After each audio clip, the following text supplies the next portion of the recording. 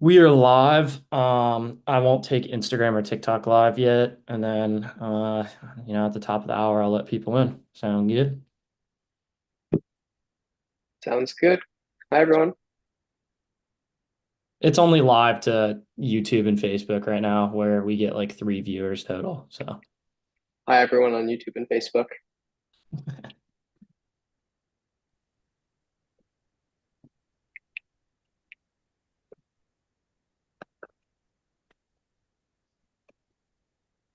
all right, we've got 9 in the waiting room. I love that. Love that. Derek, if you need me, by the way, at any point, just keep the Slack in front of you. I think sometimes, if you give me, if I miss anything, give me any notes, whatever it is. 10-4.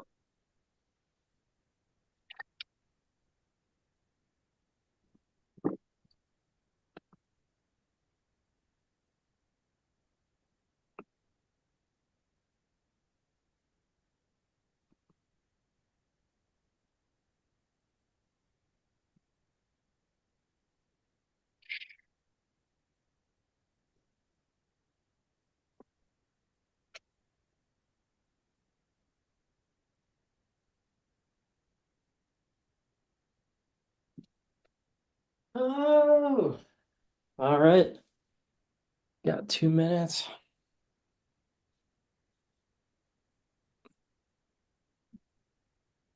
13 people in the waiting room already. Let's go. Love seeing that 2 minutes before normally. Hey, Quinn, are people auto muted when they come in, or do we? So How is there's been some debate over that, and basically, I think by now they know the etiquette is to mute, but yeah?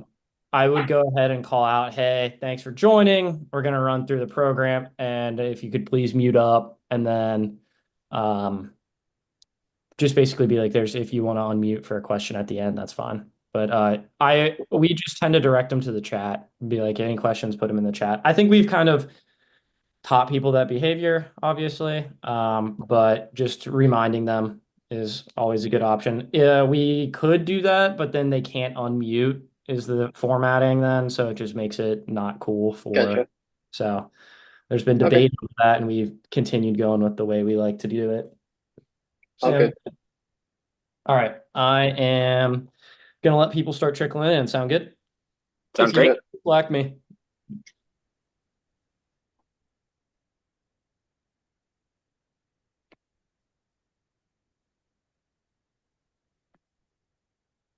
Welcome, welcome, everybody. We're Hello. going to get started in just a moment, guys. We're waiting for folks to trickle in. I will ask that if you are in the audience today, that you go ahead and mute your mic. That would be a huge help.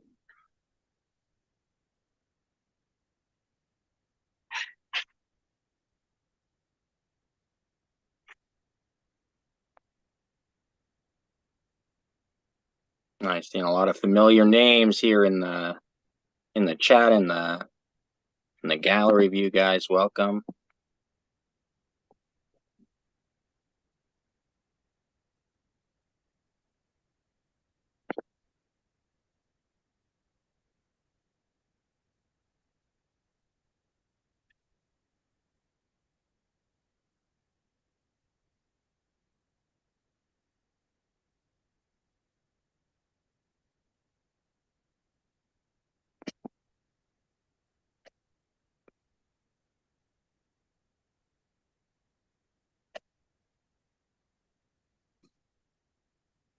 All right, guys, we're going to get started in 1 minute, literally 60 seconds. We're going to get this program started.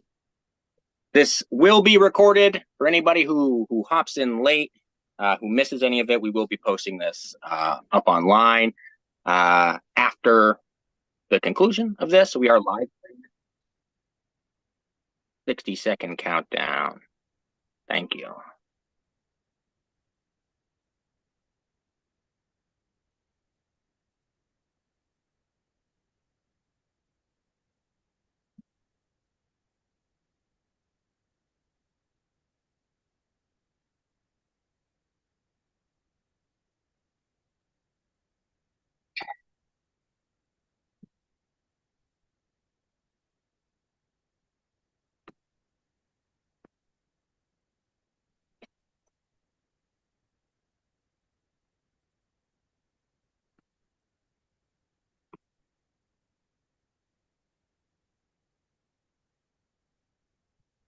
All right, guys.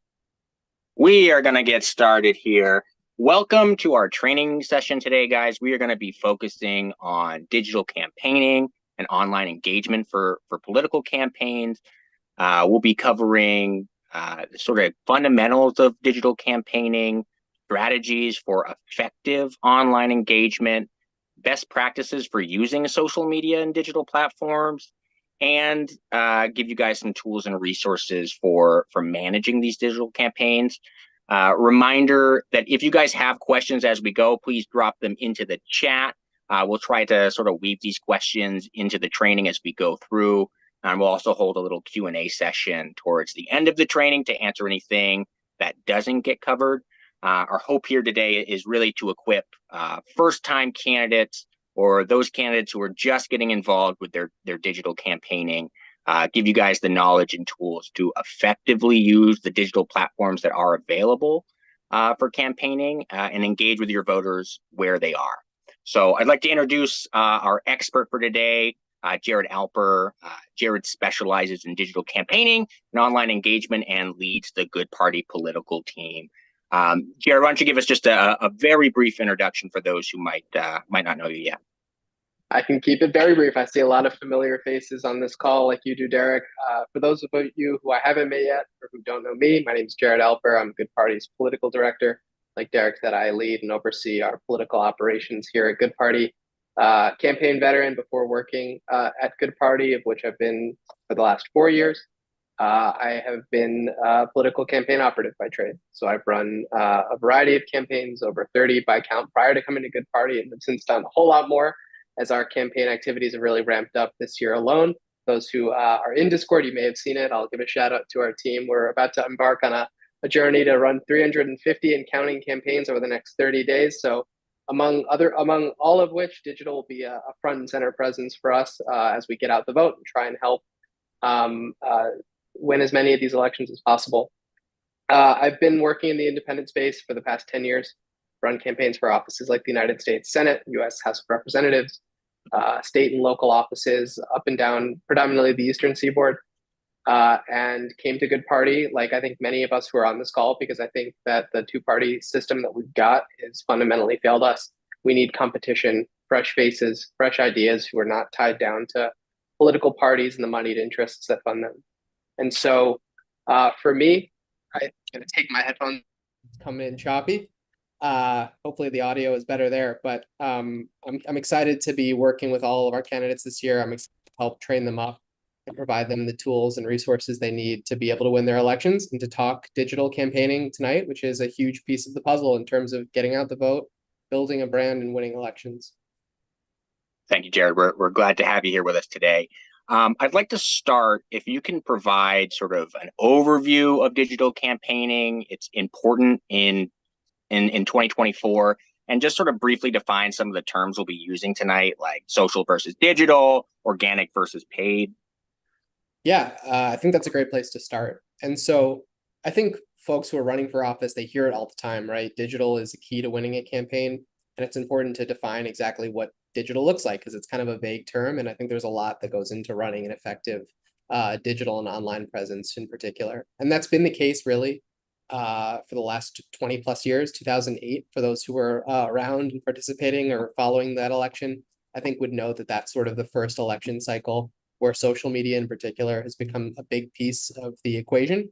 And it's expanded pretty dramatically since then. And the reason is because people are increasingly living online. People's activities are taking place on whether it's social media platforms or other websites or digital platforms. And so it's important for campaigns to be able to reach people where they are. The way I distinguish it, and I think it's an industry standard to distinguish it this way, is that campaigns, when we talk about digital, we mean your online presence, of which there are sort of two key buckets. There's social media, which is the big one, and that is any sort of networking platform. So think Facebook or Meta. If I get these names wrong, it's because they change seemingly every hour. But Meta, so Facebook and Instagram and WhatsApp, X, which until very recently was Twitter, TikTok, Discord, LinkedIn, any place that you're connecting individually with others in your network and having a social interaction with them. All of them offer different sort of key purposes, which we'll talk about in a little bit, but campaigns are often on many, if not all of them. And then there's the digital side of things, which is think search engine optimization, if you've heard that phrase, news sites, video streaming, and platforms like YouTube, as well increasingly as connected television. I think there maybe even are people on this call who don't traditionally get their news or stream their favorite shows from cable or broadcast television. And so if you do, you may have already seen that places like Hulu and Netflix and Amazon are increasingly becoming political. And that's because of a service called Connected TV, which is really useful. The other thing we are going to talk about is the difference between organic digital presence and paid digital presence. And I think when people think about digital, they also think about advertising. It's part of it, doesn't have to be all of it. And organic is actually a big piece that oftentimes is the starting block for campaigns. So your organic online presence is essentially your presence without having to put paid advertising dollars behind something. Oftentimes it's on social media or through really smart search engine work and keywords where your people are finding you through their own engagement. And then paid advertising, of course, is where you're putting a little bit of money behind whether it's social media posts or digital advertising or banner ads that will help push you and your campaign out into the public sphere and find people where they are. So I think that's sort of the framing for tonight's conversation. And then we can dive into a little bit more about what all of those things mean, how they interact with each other. Great, thank you, Jared. So I'd like to sort of move on to some of the most effective or more effective strategies you've seen people employ for digital campaigning. Yeah, I tell people that digital is really just an amplification tactic and tool for candidates who are doing a lot of the stuff in real life. Digital is just another way to get your story out there. So first and foremost, all of these tactics and methods that we're going to talk about are built on the premise that it's part of a campaign is to tell your story and to build awareness for who you are and why you're running. And so every strategy, whether it's on digital or even in real life and in the interactions you're having with voters, sort of follows a similar script. But it's especially important in the digital landscape because it's happening remotely and you're not interacting with people face to face.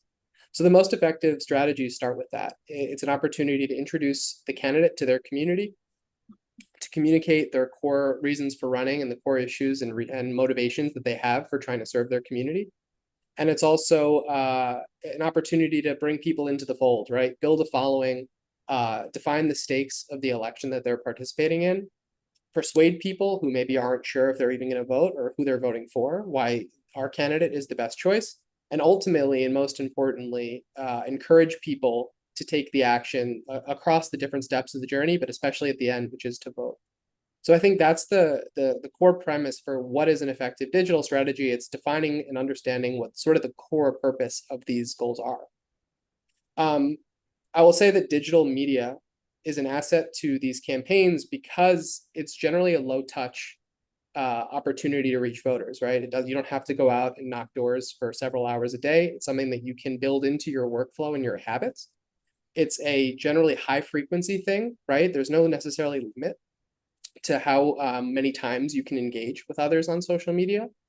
And it's something that can be amplified, right? Pretty inexpensively, if not for free, with the capacity to get really, really targeted, which I think we're going to talk about a lot tonight. But part of a strategy is understanding who your community is that you're trying to reach. There are three things in particular I'm going to flag that I think are important to remember, and it's specific for digital campaigning. And when I set up digital campaigns for people I'm working with, it's what I have front and center in my mind. So the three V's, I tried to keep it nice and easy for everyone to remember. I remind people about variety. So the variety of the different methods that you can use and the different sort of ingredients to the digital cake that you're trying to bake that you can use to define your voters and engage them across all of these different platforms or opportunities that are out there in the digital space. So number one is variety. Versatility is the second. So oftentimes campaigns have multiple goals. It's important to be nimble and versatile in what you're trying to do, understanding what are the specific goals that I need to achieve in order to win my election, and how is digital going to specifically answer the questions that I need to answer in order to feel like I'm moving in the right direction. And finally, virality. I think people have heard the phrase going viral, and that essentially means how am I making sure that my message is extending as far and as loud and as wide as I can possibly get it to.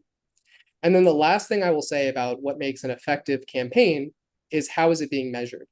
And I think that's a key piece. It's something we're going to talk about a lot tonight, especially, but to set it out at the onset, the effectiveness of any strategy, but especially a digital strategy, is can it be measured? Because that's how you'll know if you're succeeding or if you're off base. So whenever I work with candidates to set a digital strategy, it's to understanding what does success look like and how do we know if we're achieving success. And if you've heard the phrase KPIs, they're particularly relevant in digital. It stands for Key Performance Indicator. And that can be a lot of things. It can be followers. Am I getting people to follow and like my page on social media? Am I getting impressions, which means are people seeing and interacting with the thing that I'm trying to get out? Things like link clicks or signups to a website, donations, even video views, all of those are indicative of the success or shortcoming of a campaign. And when you take that all together, you're telling a story, you're doing it across a ton of different platforms, and then you have insight via your metrics, right, your measurements, to determine if you need to put more juice in the car, change the direction of the campaign, or just keep things coasting as they're going. Great. So as we sort of move into the meat and potatoes of this training here, what's KPI's definition? That's a great question, East. And then for those of you who might not come from the project management world, KPI means key performance indicator. So I think of them as what your goals are if you are managing a digital campaign. Like Jared mentioned, that might be followers, might be impressions, might be link clicks, signups, donations, shares, right? That KPI might change depending on what the purpose and sort of the message is. But you'll want to figure those out sort of before you launch your digital campaign.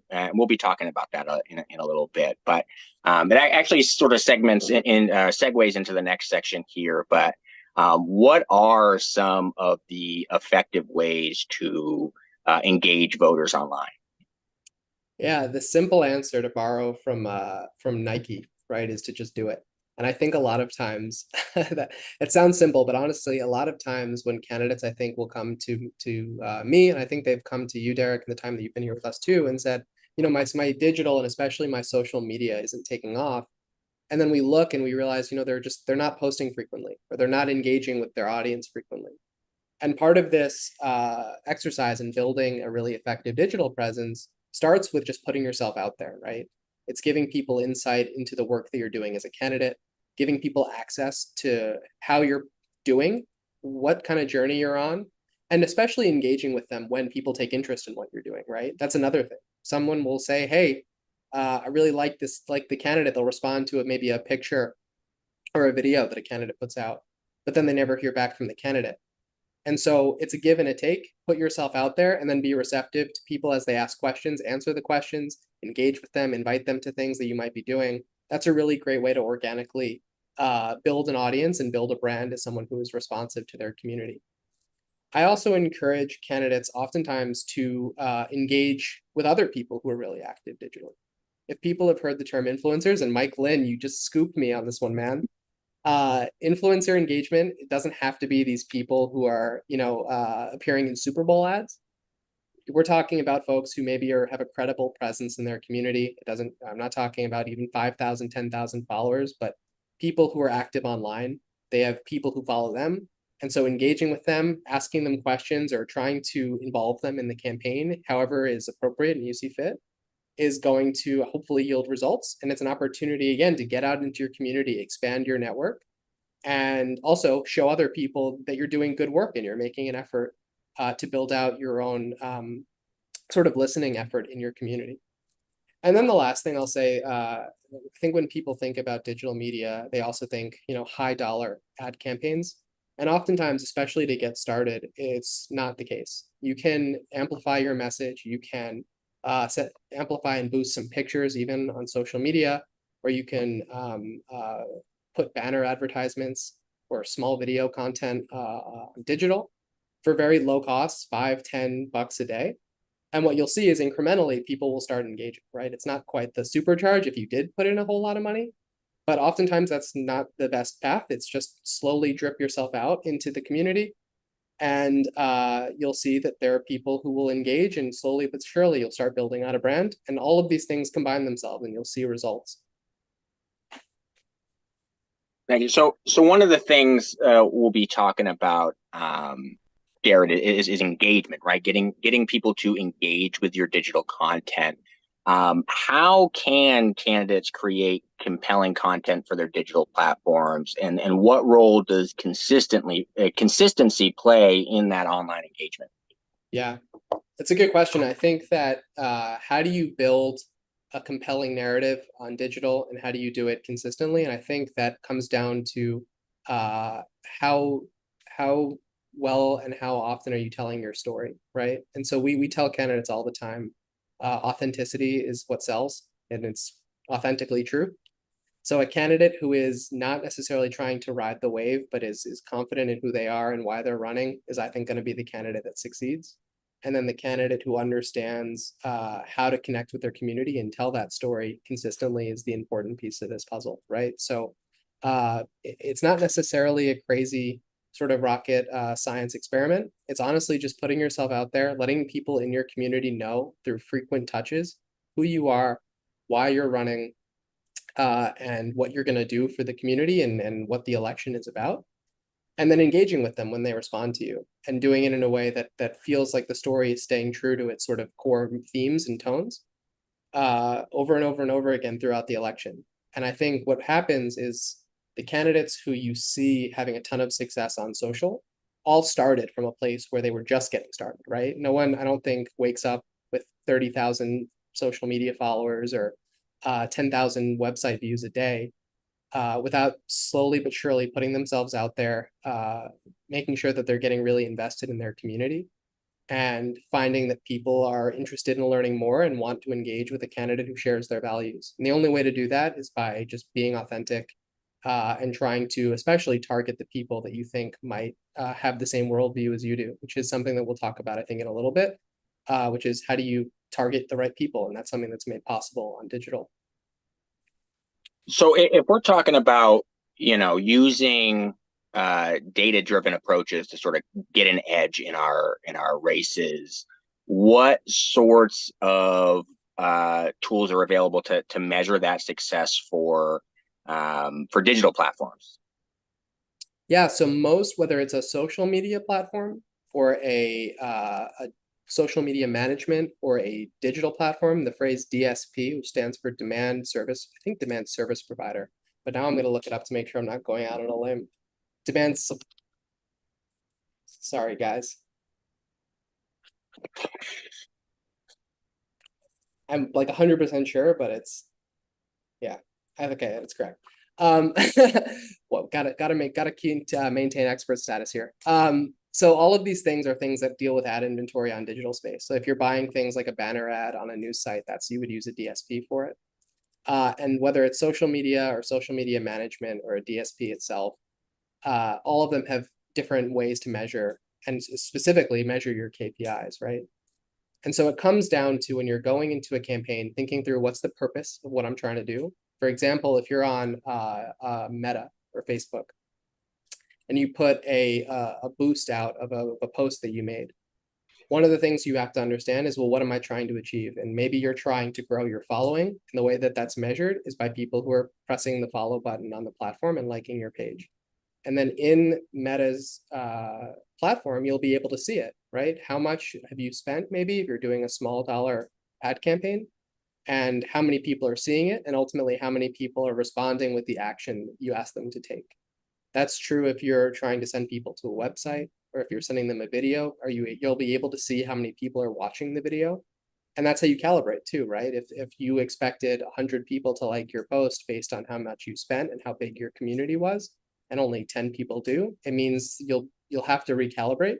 And if on the other side, right, 1,000 people like what you were spending or like what you're putting out at a low cost, it means you've really struck a nerve and you're in a good position, and it's just time to keep going.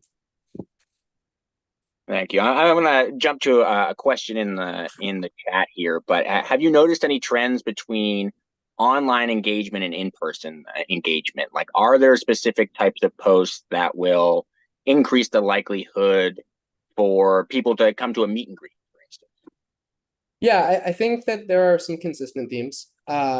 We often encourage people, and I'll give you Derek, props for the work that you did specifically with one candidate recently, which was helping them develop a really compelling video.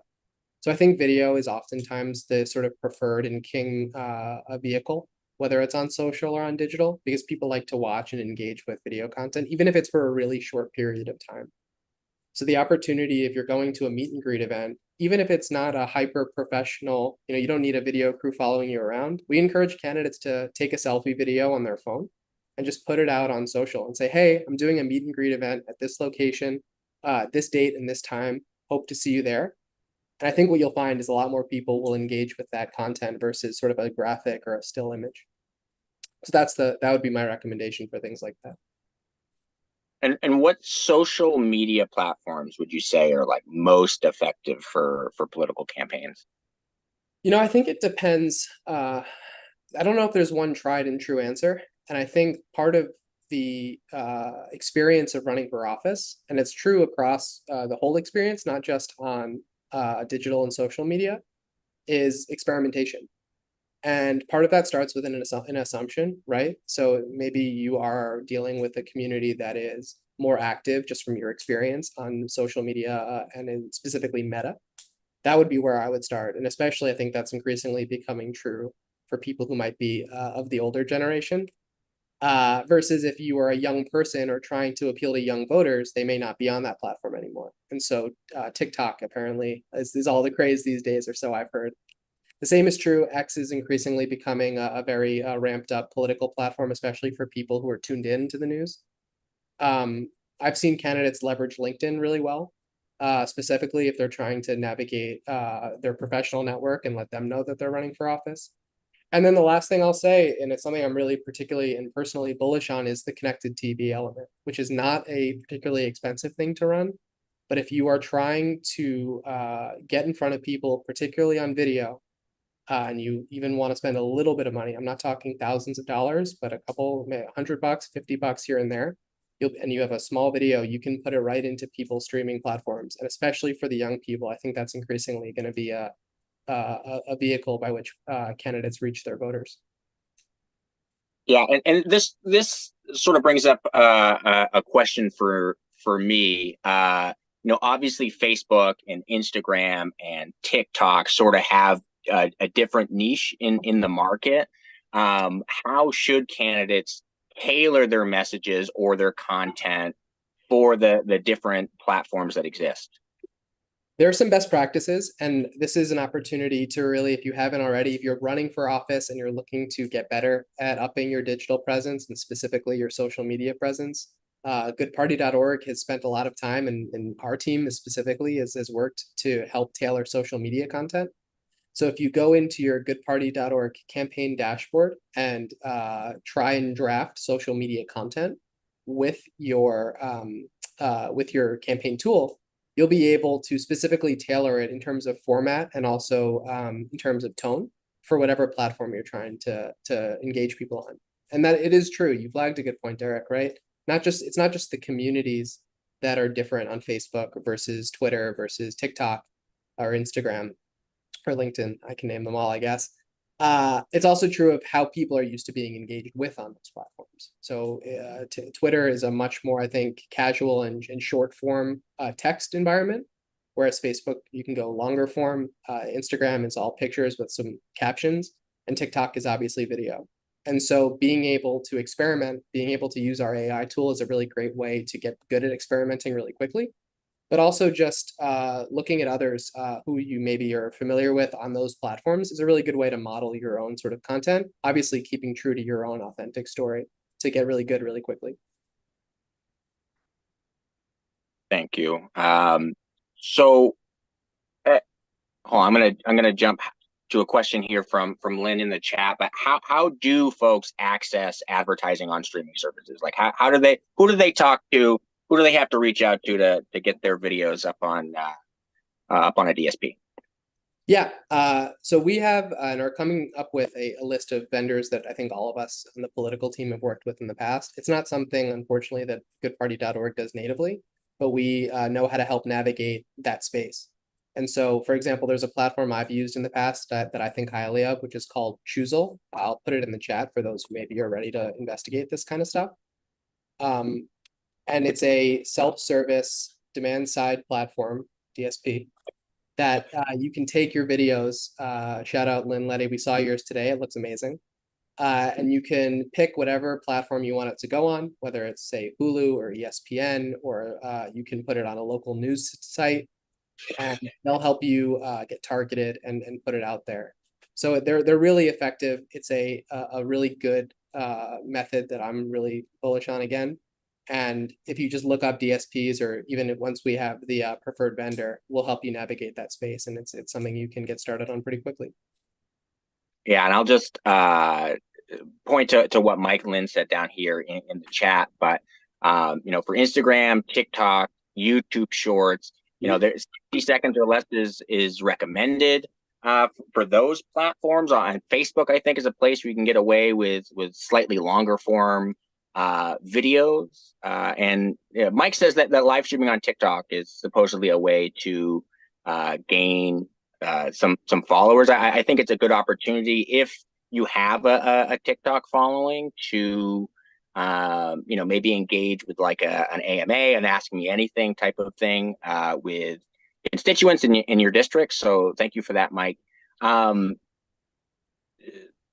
Going to Rashan's question here, have any good party candidates ever played with the idea of a podcast setup? I notice my generation engages very highly with multiple snippets of long form video content when there's a cozy podcast setup. So I'm going to sort of breeze past the podcast setup of it, but I do want to take, you'll notice if you go to Good Party's digital assets, right, in our social media and our digital, that we take a lot of our long form videos and we chop them into smaller videos for content. So Jared, can you sort of talk about the various ways folks can sort of expand their content, reuse their content in a way that doesn't seem stale, doesn't feel reused, and how they can use that to sort of keep their post consistent?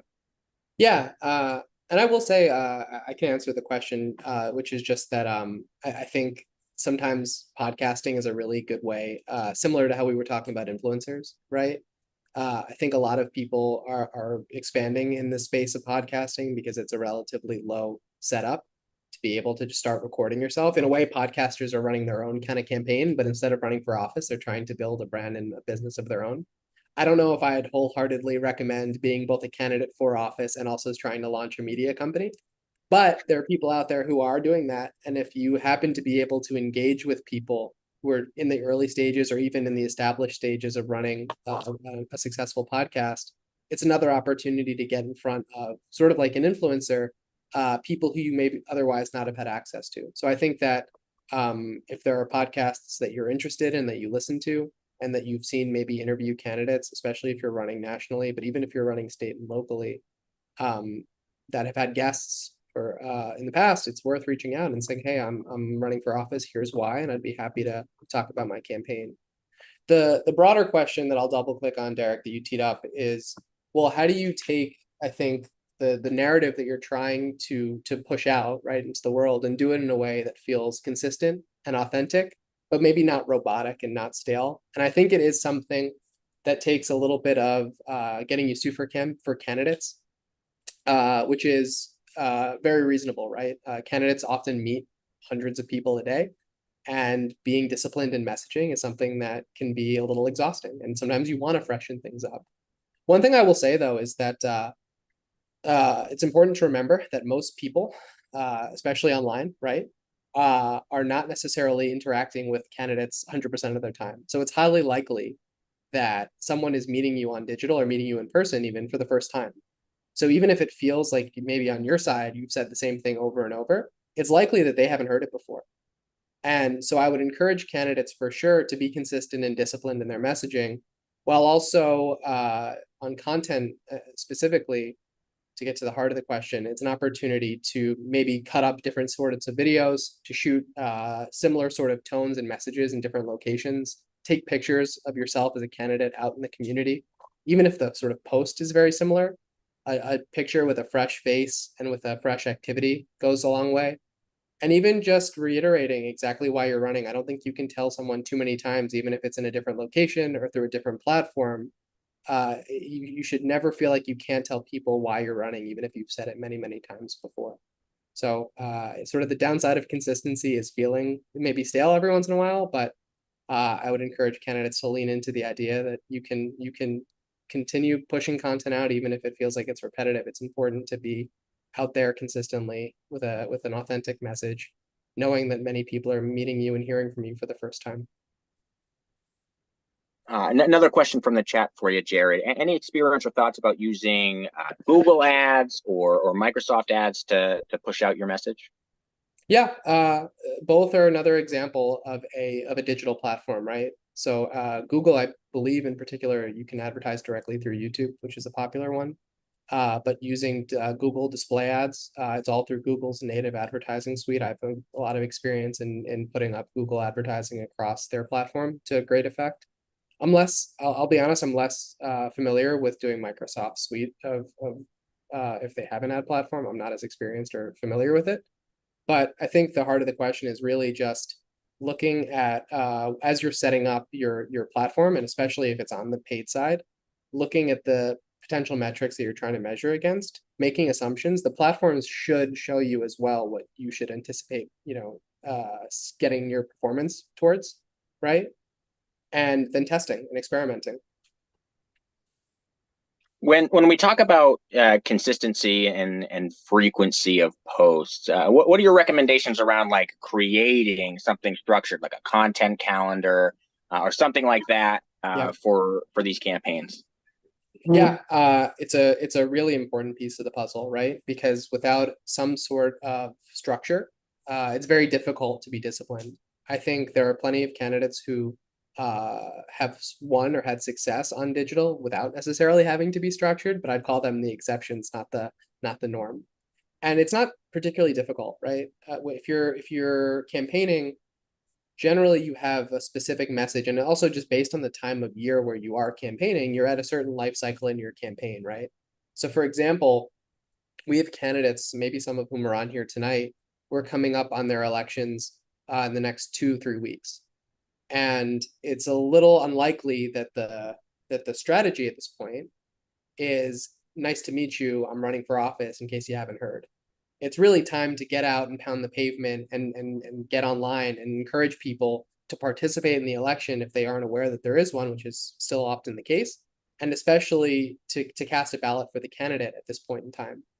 And how does that relate to a structure? Well, it's saying, I would say weekly, just taking a couple of minutes, thinking about, what are your goals for the week, not just across the online space, but in person too, and thinking about how all of them interact with each other. So for example, you might have an event on Tuesday and on Saturday, and that means you're going to spend part of the week trying to promote that event online. On Wednesday and on Sunday, maybe you would recap the event on digital, you would take pictures and then promote those pictures. And throughout the rest of the week, it might be around get out the vote. And so it doesn't have to be a hyper regimented, general Marshall field plan. It really is just saying, hey, what is my goal for the week? Where am I going to engage with people? What do I have in my personal schedule that I think people should know about? And then ensuring that it gets out there around the same time that the events are occurring. And are there sorts of tools or platforms available for sort of managing these digital campaigns and managing that content calendar? Yeah, I think it depends on the platform that you're interested in using, but most, if not all, natively have a scheduling element to their tools. So especially for campaign staff like us, it's very helpful to schedule out whether it's your posts or schedule out your ads or revisit any of your keywords or any of the display work that you're doing on the digital side about a week in advance. And then it gives you time to then focus on the organic stuff, right? If you go out and get a coffee and you run into a voter, you can just post it and snap it right away. Most platforms do have something native. And then there are management tools that are out there. I think of a platform that we've used in the past called Sprout. I was gonna say Hootsuite, but I don't know if that's one of them anymore. Hootsuite is one, right? Yeah, they're a dime a dozen, and they exist out there, and you can load up all of your different. It's especially useful if you're on a variety of different social platforms. You can sort of schedule across all of them, and that's a nice way to sort of stay organized. Cool. And what should candidates keep in mind? Sort of what kind of tools are important, and do they change sort of based on the size and needs of the campaigns on the ground? Um, I think that it's a good question. I think that the tools are sometimes pretty consistent, right? I think that the needs sometimes change with scale, and that's especially true, right? If you're getting into the paid environment, if you're running for Congress or for US Senate, at least today, we're trying to drive that cost down, but at least today it's a more expensive enterprise than running for a local city council seat. But I think that most candidates can make do by picking a platform or two on the social side. If you're interested in getting into the demand side stuff, you can investigate a platform like the Choosel one that we had listed out earlier. Experimenting with Google keywords and SEO, like I think Mike said in the chat, is not a overly difficult thing to learn how to do. But all that stuff is happening on their native platforms, right? So Facebook's native platform, Twitter's native, you can do it all through the platforms that you're using. I think if you're trying to experience really rapid growth, and again, that's probably more true of the sort of bigger ticket political races, you might want to invest more in the management side of the tools. So in maybe even bringing on someone in bigger US Senate campaigns. I've had agencies or people on my campaign team who specialize in this stuff and will manage the whole scope for me. But for most people who are running locally, I think you can do it on your own. It doesn't have to be something that takes 10, 12 hours a day. It really should be something you check in a few times a week on. And the most amount of energy that you're really expending is just capturing the content that's going to continue to feed the machine and making sure it's getting out there. Thank you. So one of the things we touched on briefly earlier, but I'd love to sort of drill down on is, how do you find and build an audience if you do decide to go with paid advertising? How do you build that audience in a way that it's going to be targeted, it's going to be effective in driving engagement? And then sort of a follow up to that, judging off the chat here, talk a little bit about the process that most campaigns have to go through to get approved to start doing those paid advertisements. Yes. I'm going to answer the last question first. Some platforms are notorious for being difficult to get approved on the paid side. Meta, I think our person on our team, I'll give Jack Nagel a shout out here because he went through a battle with them for a long period of time. Some platforms are just notorious for making the process to be verified to advertise notoriously difficult.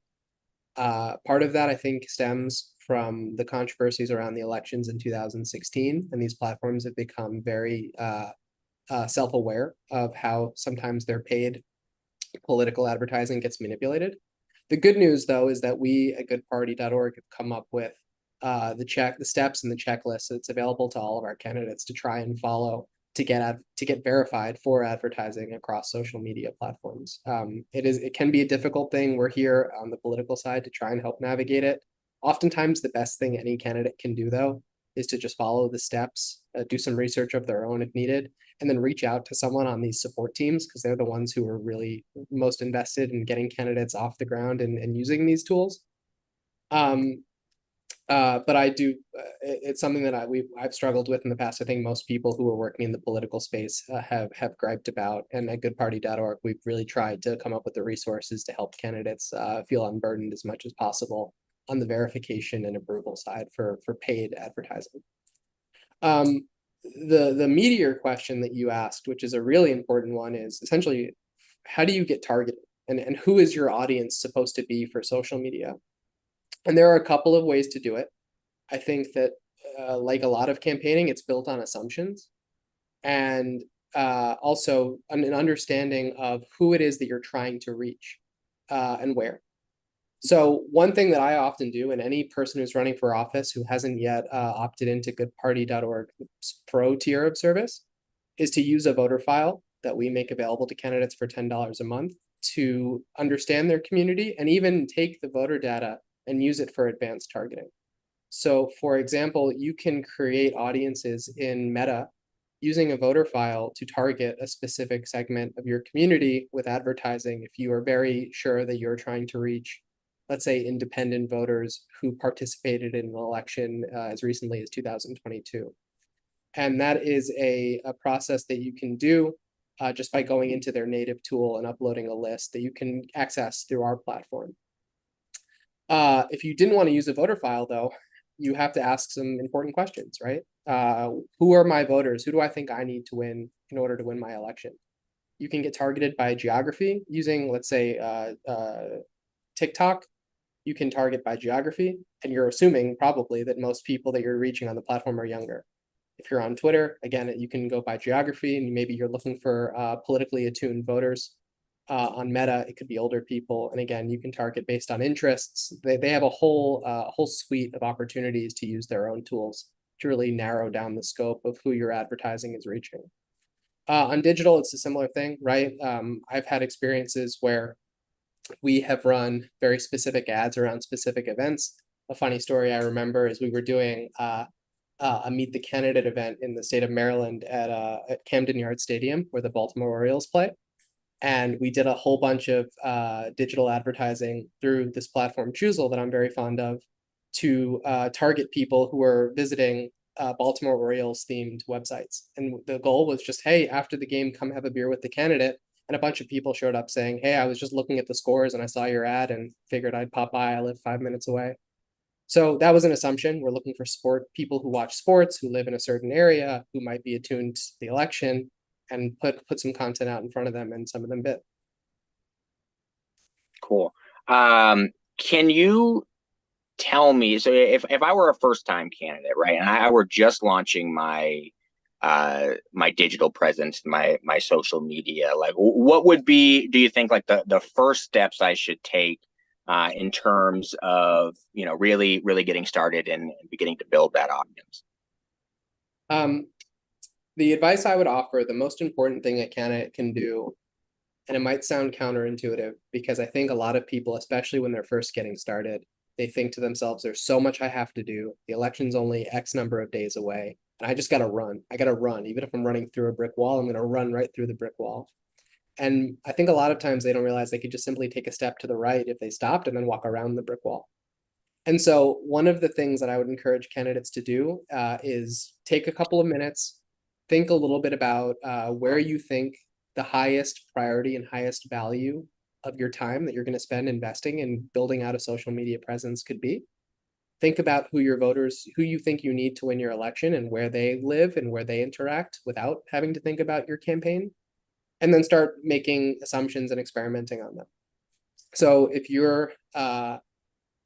are, for example, and I'll knock my favorite connected TV platform for a second, if you're dealing with a maybe older group of people, going streaming political advertising on YouTube or on Hulu and on Facebook, or sorry, on TikTok might not be so effective, right? Because your constituency may be older, and that means they're more native to older social platforms, and maybe they're more receptive to different means of voter contact. And then the other thing, after you sort of define who you believe your voters are and also where they're most native, is thinking about the story that you want to tell and experimenting and testing, coming up with a couple of posts incrementally. Here's who I am. Here's why I'm running. Would love to engage and interact with some people who are sort of the first people who discover my campaign, and then go from there. But I don't think that a candidate is often well served by filing their paperwork and then in the first 10 minutes downloading Twitter and Facebook and TikTok and building a campaign LinkedIn and then a YouTube channel. And then all of a sudden they have a lot of balls to hang up in the air and they don't even know what the value of those things are yet. So oftentimes the simple advice is to just take a second, collect yourself, think about what it is that you're trying to achieve through digital and through social media, and then come up with a strategy and execute against it. So this sort of leads to a question Monique put in the chat, but I mean, do you think it is possible for candidates, campaigns, even small and local ones to do this and build these programs by themselves? Do you ever recommend a situation in which like a paid provider might be worth it? Sort of, what's your thoughts on that? I'm 100% confident that candidates can navigate this by themselves. Goodparty.org as well is not going to charge you for our sort of general expertise in all things campaigning. And we're happy to have conversations to determine, what the need is on digital. I think for some people, it helps to have someone who's got social media experience, especially. And oftentimes there are solutions that do not involve bringing on a full-time paid marketing or digital media team, which sometimes is the impulse, right? There are people out there who are young and hungry and are digitally native. They might want to volunteer. They might want to intern. They might want a full-time job. It's going to cost a lot less in terms of budget than a top-tier marketing agency, which is probably not a need.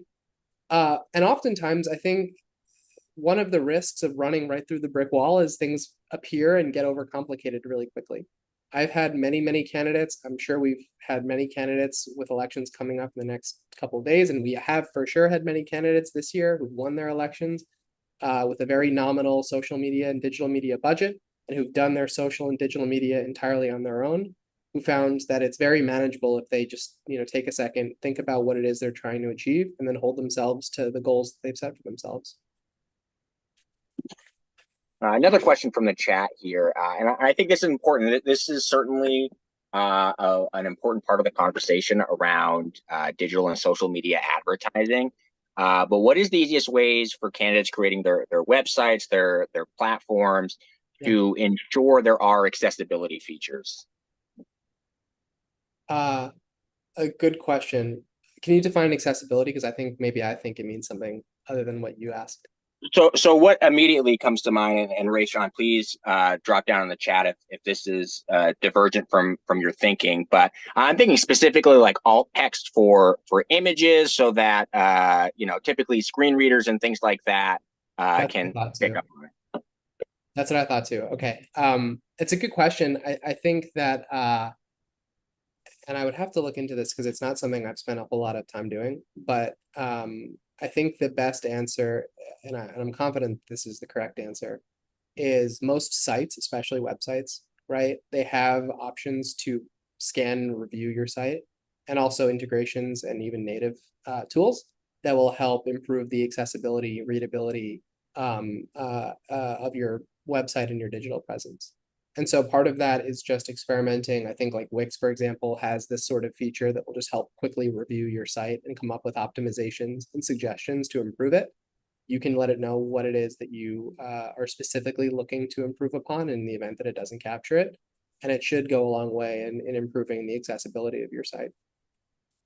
Yeah, and I think it's important because I know obviously you guys want to be able to reach every voter in your district. You want to make sure that every voter who comes searching for your information is able to access it in the way that is easiest for them. Let's see here. Another question from the chat here. Can you tell us more about sort of when it comes to meta advertising, when you're building these paid audiences, is it possible to pull potentially disenfranchised voters, some people who may not have participated in the last few election cycles, specifically independent voters, not just Republicans and Democrats, but how do we reach that specific group of disaffected voters? Yeah, so for all things political, I don't think that the native platforms, and when I say native platforms, for those who may not be as familiar, it just means the advertising using the targeting made available to you through a platform like Meta or Twitter versus your own data from somewhere else, right? And I don't think that the native platforms on these social or digital platforms are particularly good at targeting people based on political variables, like how are they registered to vote? When did they vote most recently? Did they switch their registration? Do they vote early? Things like that. And so the best and the most accessible thing that we offer at Goodparty to solve for this problem is a voter file. And that's made available to candidates who go into goodparty.org. They upgrade to our pro level of tools. You'll get access to a voter file and can even segment that and build custom cuts within your voter file to be able to take those assumptions, right? So this is a perfect example. If you're looking for maybe independent or people who haven't voted recently, you'll be able to use goodparty.org's tool, pull those voters out of the stack of the broader community where you live, and then use it for whatever digital or social campaign or program that you have in mind. Thank you. Highly- Thank you. So that's about where we are in the chat. I would like to invite you guys to ask any questions about digital campaigning, online engagement, anything that we haven't covered yet. We'd love to cover that before we go. But as folks are throwing their questions in the chat, Jared, can you just sort of recap the key points? What are the key takeaways for folks tonight? Yeah, it's I think learn as you go, be authentic, right? Experiment is sort of the incremental piece of this puzzle. I don't think a candidate comes in and becomes a viral overnight sensation, even though that's sometimes the hope or the expectation. And then take time to think of what it is that you're trying to achieve using these platforms. If you're using social media, if you're using digital media, explore and think through what's available to you, and also how that's going to help you in your campaign, right?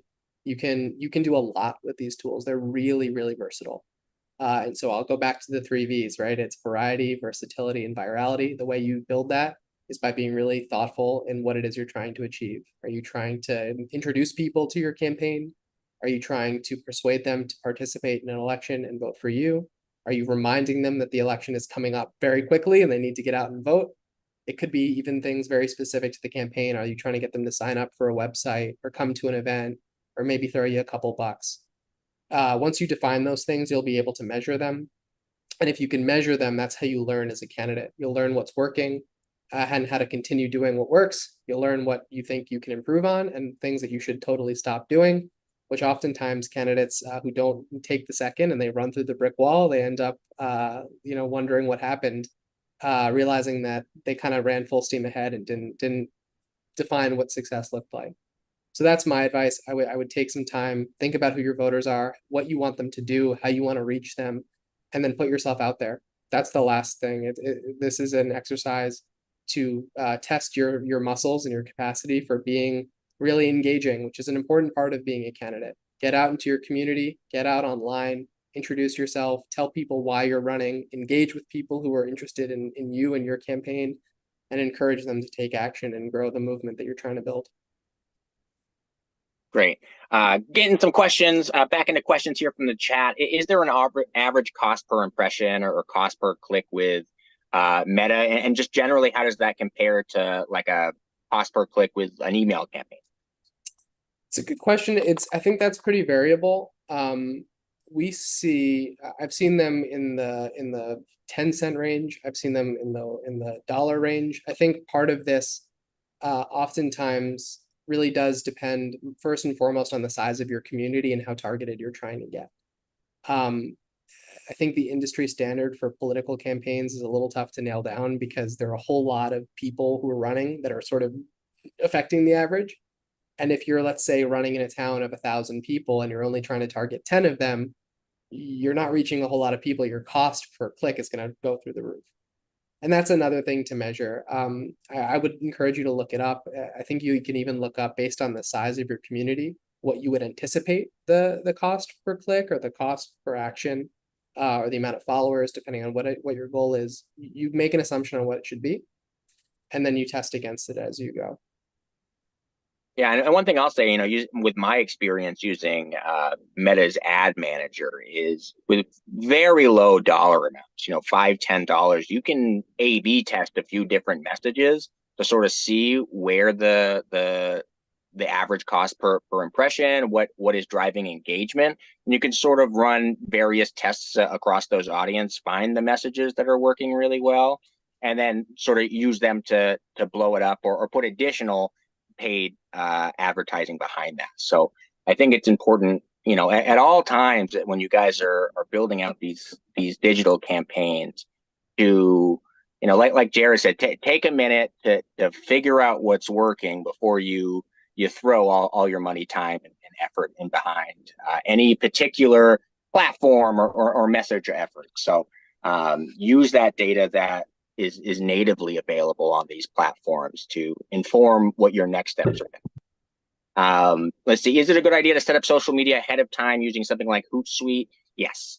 I think. Do you have a a good rule or best practice around how far out folks should schedule things?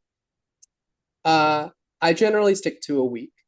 I think that's sort of the sweet spot, and that's because a lot can change if you send out a tweet scheduled for 10 days from now or 2 months from now even. You might forget that you ever scheduled it, or the world can change pretty dramatically in that period of time. I think a week is generally an opportunity to just build into your routine as a candidate. Here's what I want to say this week. Let me take a couple of minutes each week to load up kind of what I have going on in my life that I want people to know about. And it also will be fresh in your mind in the event you have to kind of pivot and reverse course, right? Something happens in the community that you say, I want to maybe hold off on this, or an event gets canceled or whatever. I think sometimes you see candidates get caught with egg on their face if they cancel an event, but they scheduled a social media post for 2 weeks out. They cancel the event at the 1 week mark, and then the post goes out saying, don't forget to show up at my event tonight. So I think a week is generally a good routine for most people. Great. How should folks, and I think this is an important topic, it sort of as you're trying to boost engagement, right? Getting people to interact with your content, but like how are there best practices around how to engage with voters, how to reply to comments, when to hide, if you ever hide, sort of what's the thought process around that? I generally am of the mind that it's best to engage with almost everyone. I think that part of being a candidate is getting caught face to face with and embracing the idea that you're representing your community. And that means people who might totally agree with you on everything and they just want to be online to support you. People who are honestly and in good faith asking you questions, and they might be tough questions, but they're open minded and they want to know and deserve answers. And then people who might be critical and they might want to see how you respond to having your feet held to the fire. And I've seen on many, many occasions, and this is especially true if you're running as an unaffiliated or independent candidate, because unlike Democrats and Republicans, these candidates, they don't have sort of a defined brand or political ideology built into the cake, right? I think this is something that we talk about a lot, which is if you're a Democrat or you're a Republican, for better or for worse, I think most people are familiar with what that D or that R means. And so they know, or they're assuming, maybe incorrectly, that you have certain stances based on certain issues, you see the world or hold certain values aligned with the party. That's a consequence of our two-party system, and it's something we're really trying to change by embracing independence. But if you're an independent candidate or an independent person even, right? That means you have more ambiguity, which is good. You have opportunities to define yourself, but it also means that people just don't know. And so it's an opportunity to use digital to engage with people, let them know who you are, what you think, why you care about certain issues, and show people how you're different. And you don't get to do that if you don't engage and respond to people who are asking questions. The exception to this rule is people who are very obviously trying to be antagonistic.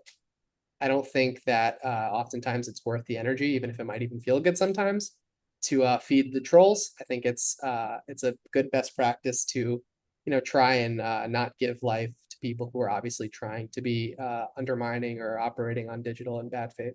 And that happens sometimes, unfortunately. Lori asked here in the chat, and maybe you want to touch on it, but she asked, doesn't it take months to get verified to run ads on Meta? It doesn't have to. It can be a frustrating experience, Lori. It's something that you would not, if you've already gone down this road, be the first person to be frustrated with Meta. It's something that even people on our team who specialize in digital have run into frustration points with. We really try to make that experience as seamless as possible. We have a checklist that's available to all of our candidates through their dashboard on best practices we've gone to really painstaking detail, knowing how frustrating this experience can be, to outline all of the things that need to happen to get authorized. It can seem tedious. I think they need things like notarized documents and proof of verification. Again, I know that the reason they do that is because of some of the blowback specifically on Meta's side as a result of the 2016 presidential election. But it's a process that gets a lot smoother and easier if you know the steps, and even if you reach out to their personal support team, they'll respond pretty quickly because they know that it's an arduous and tedious process. Yeah. So my recommendation, guys, if you do plan to do paid advertising on, Meta, you might want to start that process now. If you hope to get ads up before November, start that process and start it soon so that you can get the ball rolling. Rashawn asks, how important is it to compare, your engagement versus, your competition in the race? How can you use that to gauge success? I think it's an insight because it gives the candidates a sort of measuring stick to which they can hold themselves towards. And I think it's important to, whether you like the person you're running against or you have strong disagreements or you aren't a similar candidate to that person, to have an awareness and understanding of how they utilize digital and social, because this is your competition, right? These are the people who are deploying tactics to win the election and therefore to hope that you lose the election. So at the very least, having an awareness into what they're doing will inspire ideas, will let you know where you might need to go up on social or digital to be able to show a contrast and define the race on your terms if they're doing it on theirs. And you'll also, again, have a yardstick to see how they're performing, right? To see how they're building their following, who is engaging with their content and who's being supportive of their campaign, who is being maybe critical of their campaign. If I see someone really reaming my opponent on TikTok, that might be someone I reach out to and say, hey, if you're upset with your options, this is someone, have you heard about this candidate? They're running and they're maybe much more aligned with your values. Spread the word. So I don't necessarily think you need to obsess over the competition's digital or social presence, but it is a good thing to be aware of and will hopefully inspire some ideas if you're really looking through the prospect of how do I get better and how do I learn. Cool. And guys, Mike Lynn just dropped a link in the chat on how to increase Instagram engagement. Mike, if you are not in our Discord, not in our candidate chat, I definitely encourage you to join up in the Discord. It seems like you have a lot of insights on some digital marketing that I think would be helpful for the other candidates, good party candidates who are running across the country. Laura, we have a Discord. Yes, we do. Quinn, if you could drop the invite to the Discord right there in the chat. You guys, our Discord is awesome. That's where most of the political team sort of lives. We eat, sleep, breathe inside the Discord. It's probably the best way to get in touch with the political team to get your questions answered quickly, and also hear from other candidates and sort of act as a sounding board and have a sounding board to bounce ideas off. So, but Jared, thank you so much for your insights. Looks like our questions in the chat have all been answered. Any final thoughts before we hop off? Well, before we do, let's make sure, I don't know, Quinn, if you're here, or Derek, if you have it, but let's make sure the Discord gets thrown up in the chat. Like Derek said, this is an opportunity to engage with us. We love doing these trainings. It's a great opportunity to engage with people who are running and to hopefully lend some insight into the specific things that we anticipate you guys might be thinking about and help you navigate the campaign trail. But the Discord really is where our team is able to answer specific questions on a more frequent basis. It's an opportunity for us to interact more with our candidates and the people who are volunteering to support them. And if you have questions about digital, what better place than on Discord, which is a digital platform. So we're happy to answer any and all questions there, assuming we don't have any more to rip through today. Yeah. The verification checklist, Jared, where can folks find that? We're going to put that in the Discord? Yeah, we will. I'll pull it up and we'll put it in the Discord later this evening. Great, guys. So another reason to join. Well, thank you guys so much. I will let you guys know our next session is sort of wraps up into what we were talking about on how to measure ourselves against our competitors. But we're having a session on strategic advantage, navigating opponent research, talking about contrast messaging and rapid response. This is going to be taking place on August 8th. So a couple Thursdays from now. I'm also going to drop a link in the chat for you guys to get some of the Good Party stickers that we have available. So take a look there. Everybody get your stickers. Jared, do you have one of those the iridescent goodparty.org stickers kicking around? They're awesome, guys. Grab I them. don't have one right in front of me. I got one right here. Spot. I got one right here on my bottle. Thanks, Keone, for bailing me out here. Very shiny. They're beautiful. I love them. And for All those right, who guys. did, I didn't mean to not to scoop you guys. Make sure that you get into Discord. But for those who are on this call and look to get an advanced preview, I did find we have a blog post about Facebook verification in particular. I threw it in this chat. I suspect it's something that might be top of mind for people. So it's not an excuse not to join the Discord, but some reading to end the session.